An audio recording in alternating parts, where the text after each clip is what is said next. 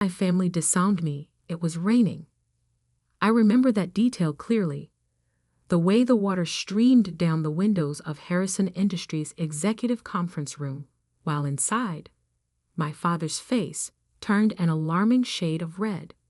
"Incompetent!" he shouted, slamming a stack of papers onto the polished table. "Do you have any idea what your mistake could have cost us?" I stood there, 22 years old and fresh out of business school, trying not to cry. "Dad, I can fix it. The contract isn't final yet." "Fix it?" My older brother Michael's laugh was cruel. "You nearly sold our shipping division for half its value. There is no fixing that kind of stupidity." The mistake they were talking about was a draft contract I'd prepared for the sale of Harrison Maritime, one of our smaller divisions. I'd accidentally used outdated valuation figures, ones that didn't include our recent fleet expansion. The error was caught before any real damage was done, but to hear my family tell it, I'd nearly destroyed a century of Harrison family business. "I trusted you with this," my father continued, his voice dropping to something even worse than yelling: disappointment. "I gave you a chance to prove yourself, and this is how you repay that trust." I tried to explain that I'd been working 80-hour weeks, that I'd been trying to handle both the maritime deal and the new tech acquisition they dumped on my desk. But excuses didn't matter in the Harrison family. Results were all they cared about. "Jack," my mother's voice from the doorway made us all turn. She stood there in her perfect Channel suit, looking more like a CEO than the socialite she pretended to be. "The board is waiting." My father straightened his tie. "We'll finish this discussion later." But we didn't. That evening, I was called to my father's study, the room where 3 generations of Harrison men had made the decisions that built our family empire. The leather-bound books and old oil paintings seemed to watch disapprovingly as my father delivered his verdict. "You're done here," he said without preamble. "The board has lost confidence in your judgment. Your position at Harrison Industries is terminated, effective immediately." I felt like I'd been punched. "Dad, please. It was one mistake. A mistake we can't afford." He wouldn't even look at me. "You'll receive 6 months severance. After that, you're on your own." "You're firing me? I'm your daughter." Which is exactly why this hurts so much. He finally met my eyes. "You're not just an employee, Emma. You're a Harrison. We trusted you to live up to that name, and you failed." My mother's voice came from behind me. I hadn't even heard her enter. "We've arranged a position for you at your uncle's firm in Seattle, far enough away that this incident won't reflect badly on the family." I turned to face her, shocked. "You want me to leave New York?" "Want has nothing to do with it." Her perfectly painted lips barely moved. "The decision has been made. Your flight leaves tomorrow morning. And if I refuse—" My father's voice hardened. "Then you're on your own completely. No severance, no connections, no family support. Your choice." I looked between them, the parents who had pushed me toward business school, who had drilled the importance of the Harrison legacy into me since childhood. Now they were casting me aside over one mistake. "Some choice," I whispered. Only one person in the family stood up for me that night. My grandfather, Thomas Harrison Thiel, the man who had turned our regional shipping company into a global corporate empire. He stormed into my father's study just as I was leaving, his weathered face dark with anger. "Jack, you fool," he growled at my father. "You have no idea what you're throwing away." But my father stood firm. "Dad, the board has already—" "The board?" Grandpa's laugh was bitter. "You mean those yes-men you surrounded yourself with? The ones who forgot what built this company in the first place." I had never seen my grandfather so angry. He turned to me, his expression softening. "Emma, dear, come stay with me. We'll sort this out." But I was already shaking my head. The humiliation was too fresh, the pain too raw. "No, Grandpa, they've made their choice." I left that night, ignoring my mother's carefully planned Seattle arrangement. The 6 months severance would be enough to start over somewhere, anywhere that wasn't under my family's shadow. What I didn't know then was that my grandfather had already set something in motion, something that wouldn't be revealed until 10 years later, when his will would turn the Harrison family upside down. That night, I checked into a hotel using my personal credit card, soon to be my only credit card, once my corporate accounts were frozen. I sat on the generic floral bedspread and opened my laptop, staring at the draft contract that had supposedly destroyed my future. Except, something wasn't right. I had worked on dozens of contracts during my brief time at Harrison Industries. I knew my own writing style, my own formatting preferences. This contract was different. Small things, spacing, font choices, even some of the language, were off. With trembling fingers, I pulled up the original file from my secured backup drive. The differences were subtle but unmistakable. Someone had altered my work before it reached the board. Someone had wanted me to fail. I thought about my brother Michael's smirk, the way he had been so quick to condemn my mistake, the way he had positioned himself as the only competent heir to the Harrison empire. My grandfather's voice echoed in my head, "You have no idea what you're throwing away." But maybe I did. Maybe I understood exactly what had happened, and why. I closed my laptop and walked to the window, watching the city lights blur through the rain. 10 years ago, my great-grandfather had passed control of Harrison Industries to my grandfather instead of his older brother, a decision that had shocked the business world. History, it seemed, had a way of repeating itself in our family. My phone buzzed. A text from my grandfather. "Nothing is what it seems, Emma. Watch. Wait. Learn." I took a deep breath, making a decision that would shape the next decade of my life. I would not run to Seattle. I would not fade quietly into obscurity. I would watch. I would wait. And most importantly, I would learn exactly how deep this betrayal went. What my family didn't know, what even my grandfather couldn't have predicted, was that their mistake was about to turn into their worst nightmare. Because the contract I had actually prepared, the one that had been altered without my knowledge, it contained a hidden clause, a small but crucial detail that would only become apparent years later. A detail that would give me control of Harrison Maritime's most valuable assets, right when the family needed them most. I smiled at my reflection in the rain-streaked window. They thought they were teaching me a lesson about failure. Instead, they were about to learn one about underestimating the wrong person. My grandfather's next text arrived just as I was falling asleep. "Remember, dear, in business, as in chess, the queen is the most powerful piece on the board, even if some fools think she's just a pawn." I didn't understand his message then, but I would. Oh, how I would. 10 years is a long time to wait for revenge. But my grandfather taught me that patience was worth more than gold in the business world, and he was right. I spent the first year building my cover, a small consulting firm in Boston, far enough from New York to avoid family scrutiny, but close enough to keep tabs on Harrison Industries. My grandfather's cryptic messages continued, each one teaching me something new about our family empire.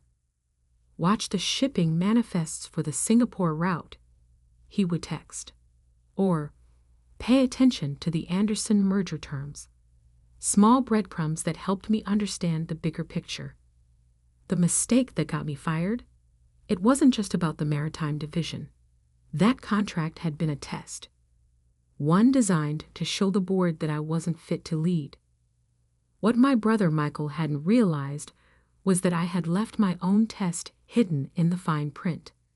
Clause 23.4, subsection B, buried in the technical specifications.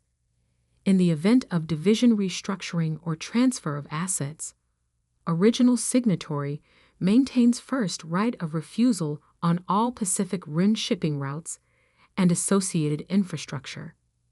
A clause that would mean nothing for years, until Harrison Industries decided to restructure their entire shipping operation, which, according to my grandfather's intelligence, was exactly what they were planning. I built my new life carefully, layer by layer. My consulting firm, Phoenix Maritime Solutions, specialized in shipping logistics and port management. We were small but efficient, earning a reputation for solving complex problems that bigger firms couldn't handle. My brother Michael, meanwhile, was living the life of the chosen heir. I watched from afar as he appeared in business magazines, accepting awards and making grand promises about Harrison Industries' future. Our parents beamed in every photo, the perfect corporate family. Only my grandfather seemed to see through the facade. "Your brother's latest acquisition is built on sand," he told me during one of our secret meetings, always in small cafes far from Manhattan.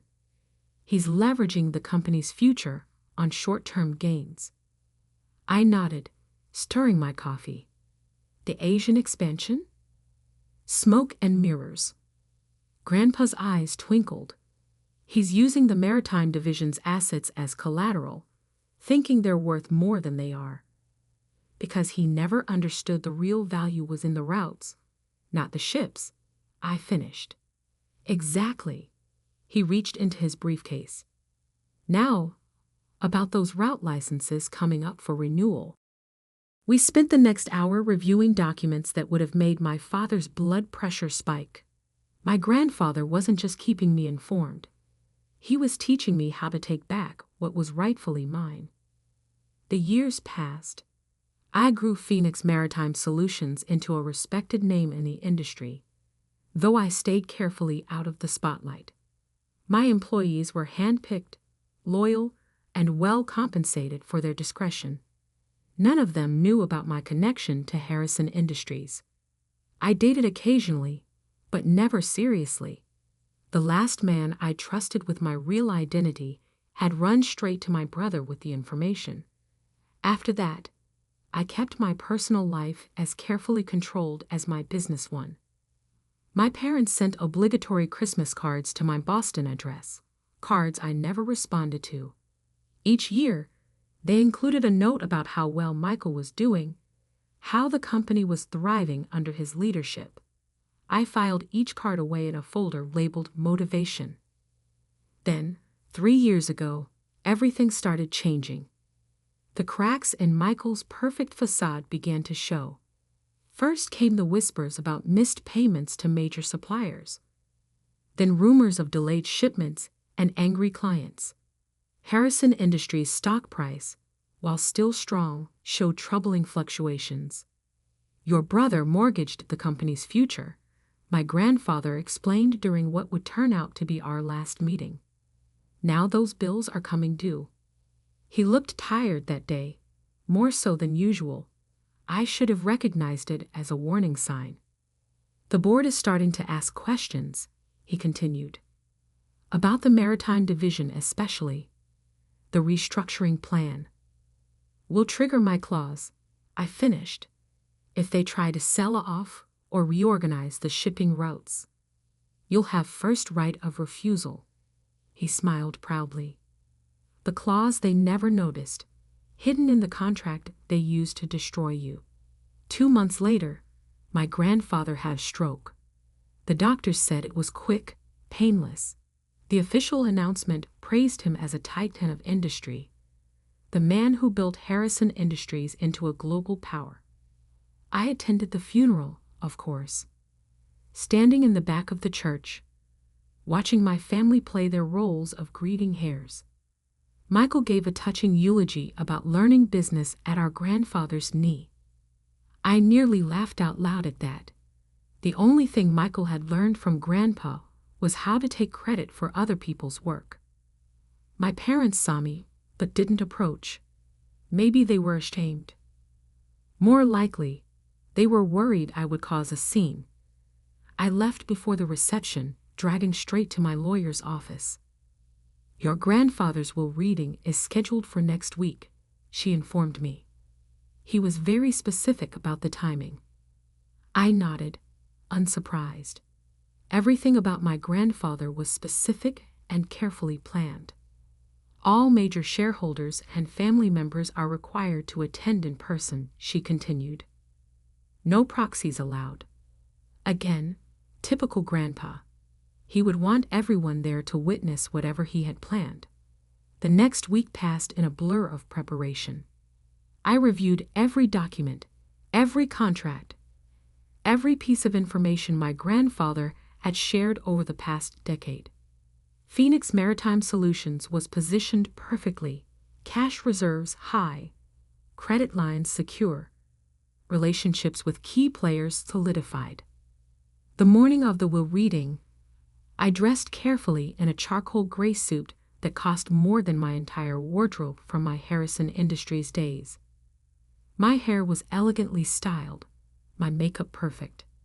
No one looking at me would see the scared 22-year-old who had fled in the rain 10 years ago. As I drove to the lawyer's office, my phone buzzed with an alert.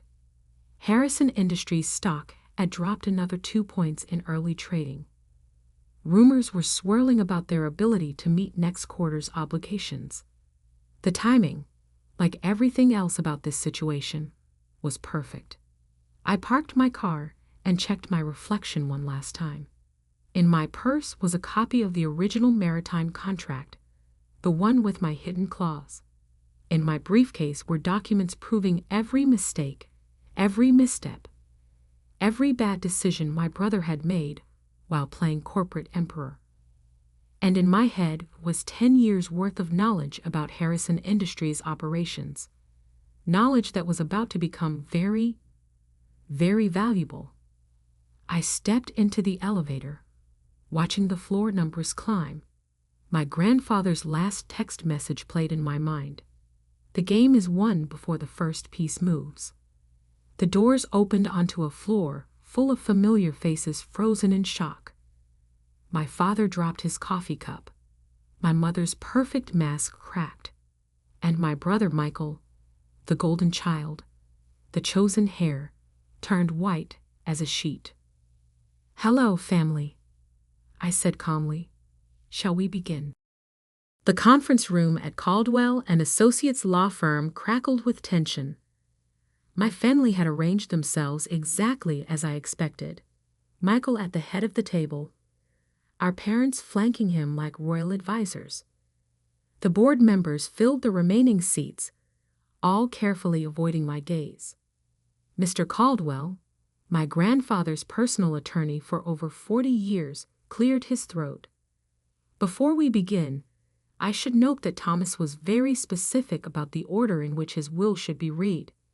He left detailed instructions." Yes, Michael interrupted. "Can we get on with it? Some of us have a company to run." I bit back a smile. In a few minutes, that statement would be hilariously ironic. Mr. Caldwell opened an envelope, his expression carefully neutral. "Very well. This is the last will and testament of Thomas Harrison AI.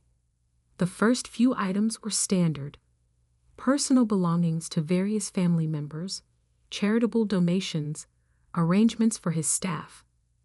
My mother dabbed at her eyes with a monogrammed handkerchief when he left her his antique jewelry collection. My father nodded approvingly at the size of the charitable endowments. Then came the part everyone was waiting for. Regarding Harrison Industries, Mr. Caldwell paused, adjusting his glasses. The situation is complex. Michael leaned forward. Complex how? The succession plan was clear. As CEO, as interim CEO, Mr. Caldwell corrected. Your position, like many things, was temporary pending the reading of this will. The room went silent. I watched the color drain from my brother's face as Mr. Caldwell continued reading. To my grandson, Michael, I leave these words of wisdom. Power without understanding is like a ship without a rudder. You sought control, but never learned why our company worked. You chased growth without appreciating the foundation that supported it. And most tragically, you betrayed your own sister to advance yourself. Michael shot to his feet. This is ridiculous. I didn't.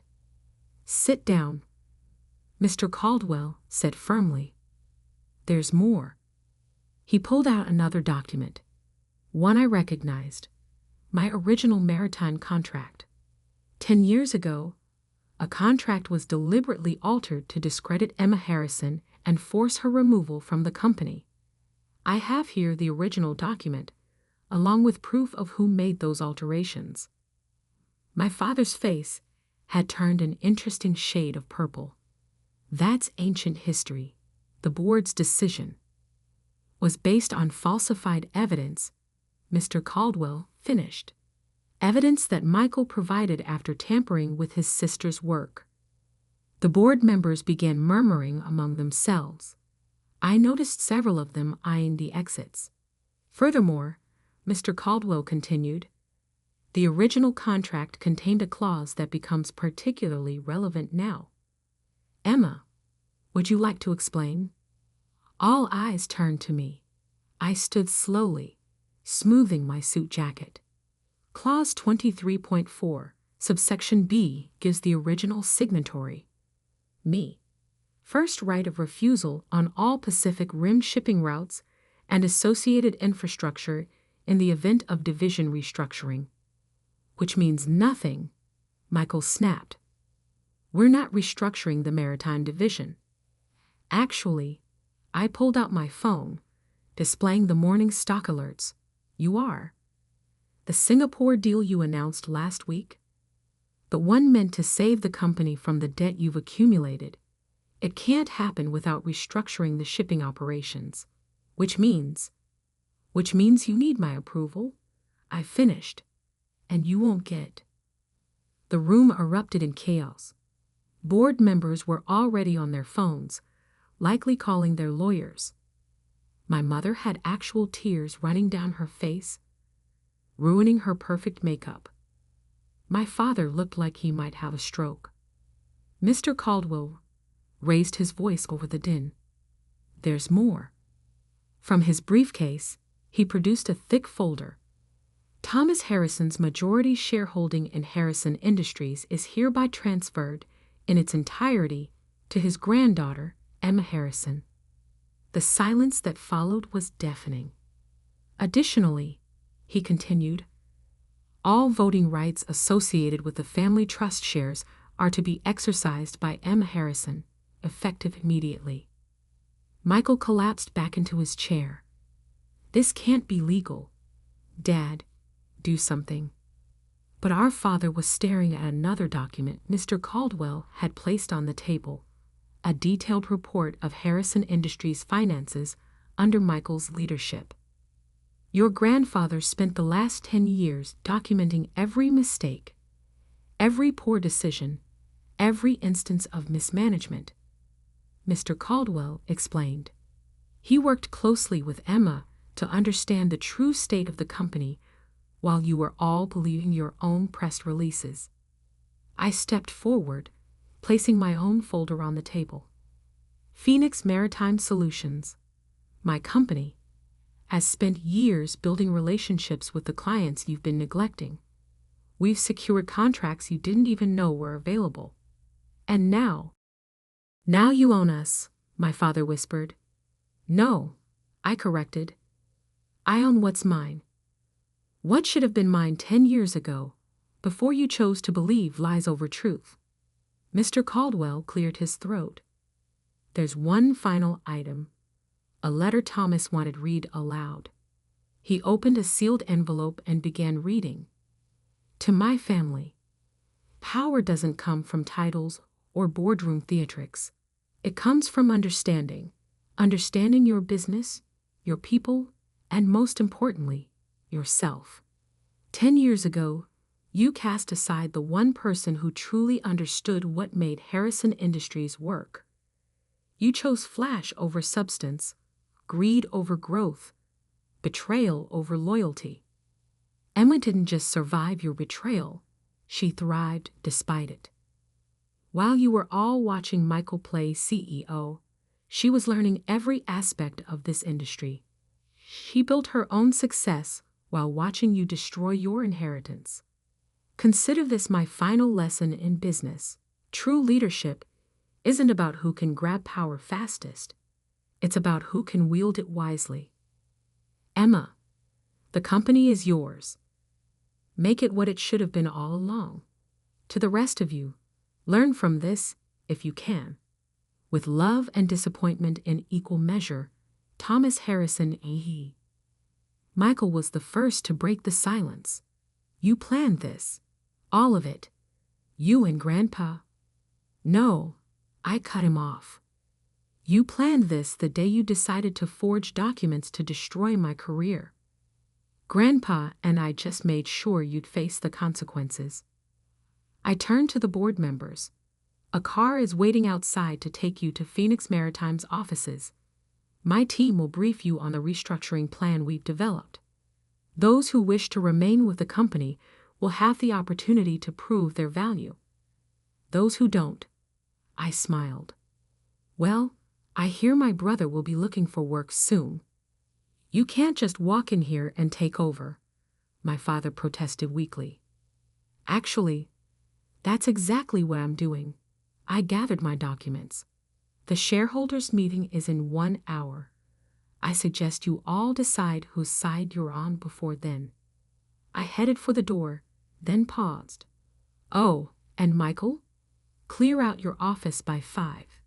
I'm moving in tomorrow.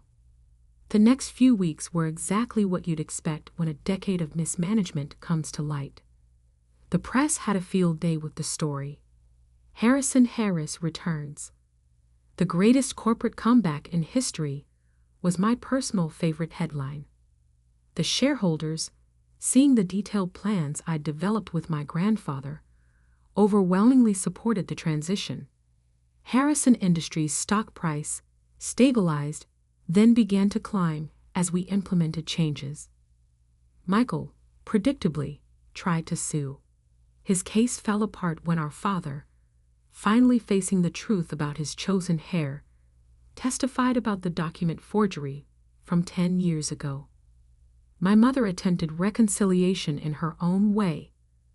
Lunch invitations, shopping offers, suggestions that we should all just move forward as a family. I declined every invitation. Some bridges, once burned, should stay ashes.